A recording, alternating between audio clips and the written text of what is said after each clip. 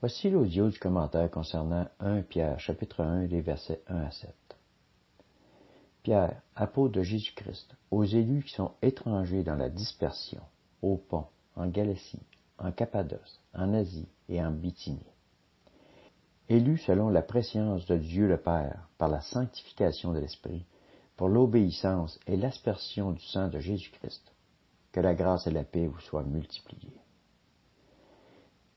Béni soit le Dieu et Père de notre Seigneur Jésus-Christ, qui, selon sa grande miséricorde, nous a régénérés par la résurrection de Jésus-Christ d'entre les morts pour une espérance vivante, pour un héritage qui ne peut ni se corrompre, ni se souiller, ni se flétrir, et qui vous est réservé dans les cieux.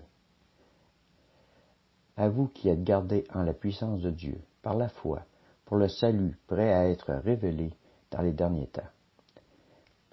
Vous en tressaillez d'allégresse, quoique vous soyez maintenant, pour un peu de temps, puisqu'il le faut, affligés par diverses épreuves, afin que votre foi éprouvée, bien plus précieuse que l'or périssable, cependant éprouvée par le feu, se trouve être un sujet de louange, de gloire et d'honneur lors de la révélation de Jésus-Christ. Commentaire. Être régénéré par la résurrection de Jésus. Être enfant du Dieu très haut. Avoir comme héritage le salut par la foi au Christ, qui a donné sa vie pour nous sauver. Mais que cette foi ne s'éteigne pas malgré les épreuves, car les épreuves sont là pour nous faire grandir et non pour nous faire reculer. Sinon, qui serait sauvé? Face à l'épreuve qui épure ta foi, prie. Que la parole de Dieu soit ton guide au travers de ce tumulte, et tu en ressortiras grandi, plus fort et avec une foi pure. Verset 7. Afin que votre foi éprouvée, bien plus précieuse que l'or périssable, cependant éprouvée par le feu, se trouve être un sujet de louange, de gloire et d'honneur lors de la révélation de Jésus-Christ.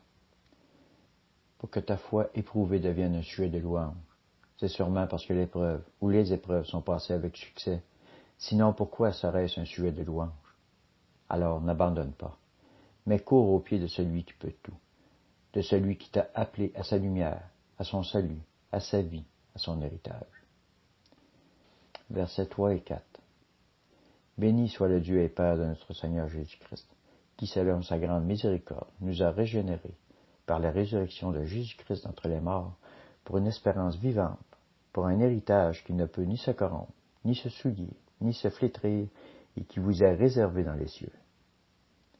Père, je te remercie pour cette espérance que nous avons en toi, pour cet héritage qui est ton salut éternel par la foi en Jésus-Christ, ton Fils bien-aimé, qui a donné sa vie pour moi, qui a couvert mes fautes par son sang précieux. Merci, Père Saint, au glorieux nom de Jésus. Amen.